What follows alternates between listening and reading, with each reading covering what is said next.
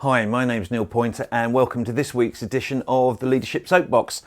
This one is part 3 of my series of about engagement and morale and how we build these.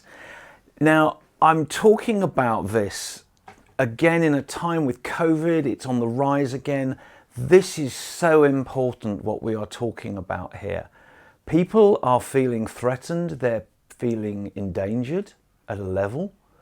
And what we can do as leaders to reassure them and make them feel good about what they're doing and what they're involved in is critical right now.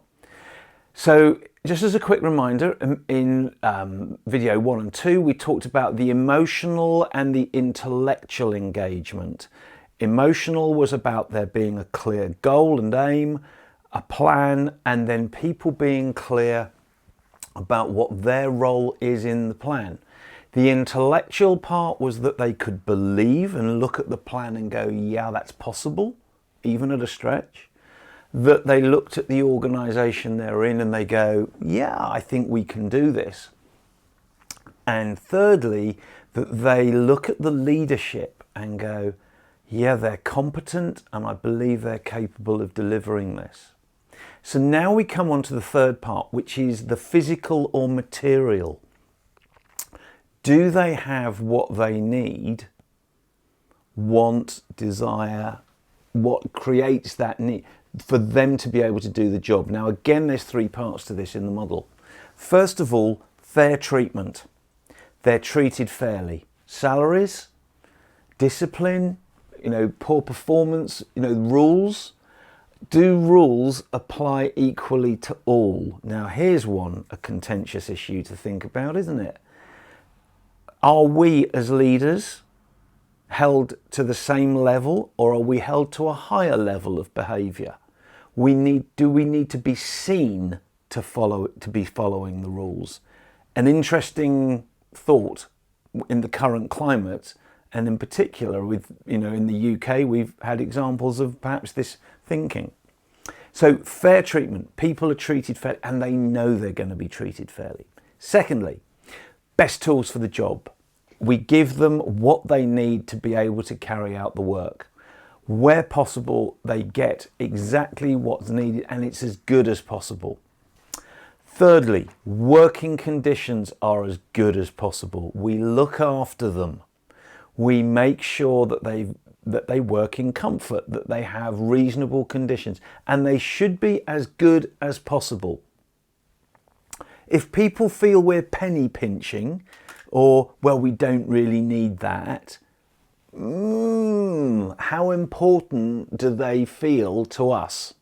Now remember, this is about giving an impression about how important they are. Now it's got to be authentic. So this is where I say, and I link this back to what I said yesterday in my video about compassion, we need to genuinely care about our people.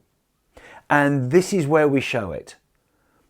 Fair treatment, right tools for the job, good working conditions, and we genuinely care about looking after them. So where does this model come from? Now, in the first video, I talked about a gentleman called Bill Slim. Well, let me now give you his proper title.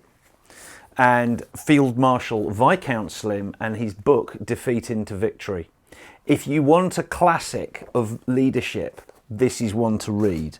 Now, he wrote this model of morale in 1942 on his own in his notebook. I won't go into the full story now, but what I want to bring out is the fact that he lived the rules himself. And I'll give you an example. He was commanding the army in the jungle, many thousands of people. And one of the things he used to do was that he would have to put whole units onto half rations for a period of time. If any of his units went on to half rations, so did his headquarters, including himself. Any of these units. So it wouldn't always be the same unit, obviously. And perhaps you'd have one go on to half rations and then another. His headquarters was on half rations the whole time. He could not countenance giving that order and then not living with it himself. Now, you talk about fair treatment, you talk about being seen. to being fair. That's what I think leadership is about. It's a great example of living it. Bill Slim is revered in the British Army as being one of its greatest ever leaders, and there's very good reason. So my question to you is, what are you doing now in this current climate to build engagement and morale with your people? This is a critical subject. If you've got any questions, the email's up above here. If you'd like to have a conversation about this, what are you doing? Let's share this. What are we doing? What practices are out there that people are doing right now to build morale and engagement with their teams in this critical time? It would be great to find out. Thank you for watching, and I'll be back soon.